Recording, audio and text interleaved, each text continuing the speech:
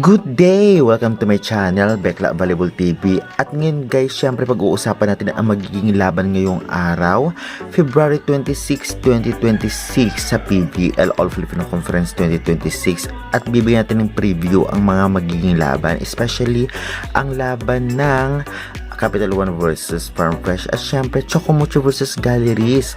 Ngayon yan. At syempre before that guys, please naman nakikiusap ako. Huwag niyong kalimutan mag-like, comment, and subscribe and pa-hit the notification bell for more valuable updates. Maraming salamat sa support niyo. Subscribe na. Well, uunahin po muna natin bigyan ng preview ang unang laban. Ito ay ang Capital One versus Farm Fresh. Well, alam naman natin lahat magandang laban to. At based sa ating nakita ng mga past games nila ngayon sa conference na ito, mukhang mahihirapan ang Capital One sa Farm Fresh dahil talagang napakalakas nito ngayon, especially sa kanilang recruit. Talagang masasabi natin yung recruit ng Farm Fresh ang talagang nagpalakas sa kanila, lalong-lalo pa may Aragalang, may Tubino, may Molina, syempre nandyan si Meneses at marami pang iba. Maraming bala ang Farm Fresh Foxes ngayon na talagang tinalo pa rin ang ibang malakas na team ng nakaraan. Ganoon pa man, syempre magkahinaan rin sila. At ang Capital One lumakas din kahit papano. Dahil nga, kung ating nakita sa mga past game din nila ngayong conference na ito, ay may panalo sila laban sa malalakas na team. At kahit may talo, talaga namang grabe yung improvements at tulong ng kanilang mga recruit, kagaya na lamang ni Adorador, kagaya na lamang ni Nunag, syempre andyan din si Gaston at iba pa. Kaya naman tiyak na kaya rin nilang labanan ang Farm Fresh Foxes. Kaya masasabi nga natin na 50-50 ngayon ang magiging laban kung ibibase natin sa prediction ng dalawang team na ito. Well, ano pa bang masasabi natin? Alam naman natin lahat na tinik talaga si Bella Belen dito nga sa Farm Fresh Foxes dahil consistent talaga si Bella Belen at kasali siya sa top scorer at top best spikers na masasabi nga natin na posible maging MVP kung sakaling pagbabasihan ay ang hanggang semis yung statistic nila, diba? Kaya congratulations in advance, Bella Belen. Kahit unang taon pa lamang sa PBL ay consistent at magaling ka talaga. Hindi lamang sa UAAP or collegiate na palaro, diba? And masasabi ko talagang malaki din talaga na itutulong ni Adorador sa team ng Capital One. Kaya talagang magandang laban yung makikita natin mamaya sa Farm Fresh versus itong Capital One Star Spikers. Bale, sa magtatanong saan ang laban, magaganap po ang laban nila ngayong araw, February 26, 2026 sa PhilOil Center. At syempre mapapanood sa One Sports Plus sa cable kung meron kayong cable, Pilipinas Live at Signal application.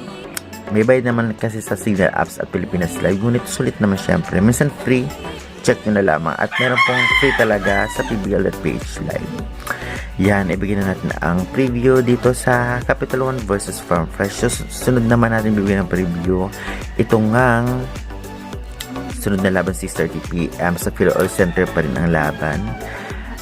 Ito ngang Chocomucho Flying Titans versus Galleries Tower High Racers. Well, masasabi ko huwag magpakampante ang Chocomucho sa Galleries dahil may tinalong malalakas na team ang Galleries, kagaya na lamang ng NX-led Camillion.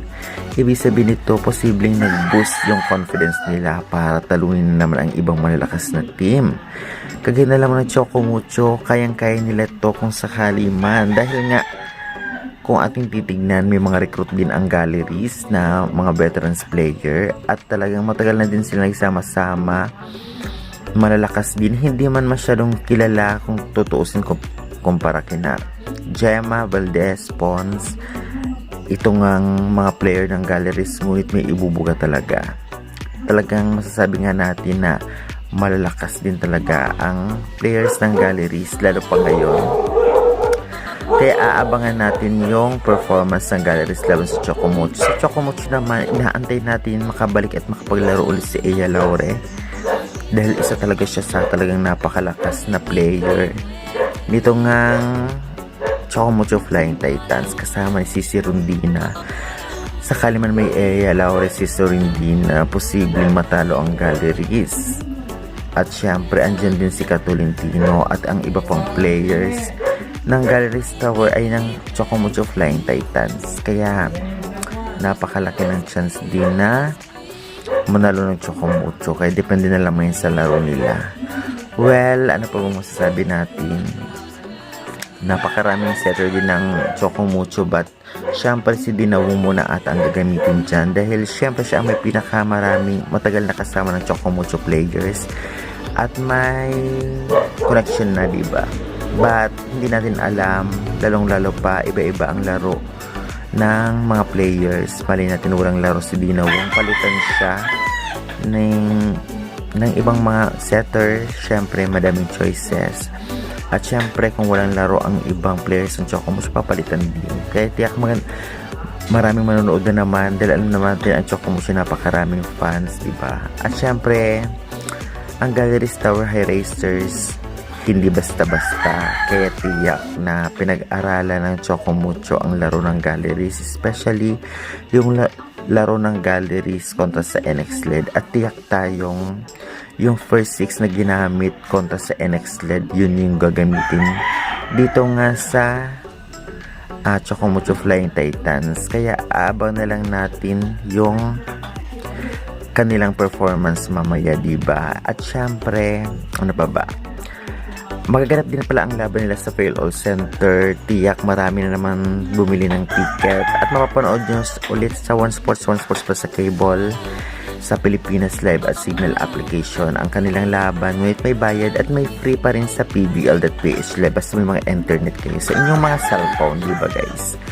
And then ano pa ba? Well, syempre tiyak na aangat na naman ang ranking ng individual stats ni na kung andyan si Ea Laure, si Cici Rondina at syempre si Bella Belen at ang iba pang players. Aabangan natin yan at mag-upload ako lagi araw-araw ng schedule, standing, individual stats. Sakali man ma-recover ko na itong account na ito kasi medyo mababa po yung views kahit napakarami kong subscribers. And binabawi ko lang, dapat marami tayong bumalik na yung mga views natin. At syempre bumalik na din yung mga subscribers natin na nanonood sa atin. At may mga dapat ma-recruit tayo mga new viewers, diba? And then syempre guys, hanggang yan muna ang ating update. Ano pa ba? Supportan nyo na lang ang aking channels at isa ko pang channels na Philippines Volleyball Updates at Philippines Volleyball TV. Supportan nyo dahil bago kong channel yun and monetize na rin yun and nag-update din ako doon ng mga volleyball updates. Kaya syempre ang mga volleyball fans dyan, maraming salamat sa support.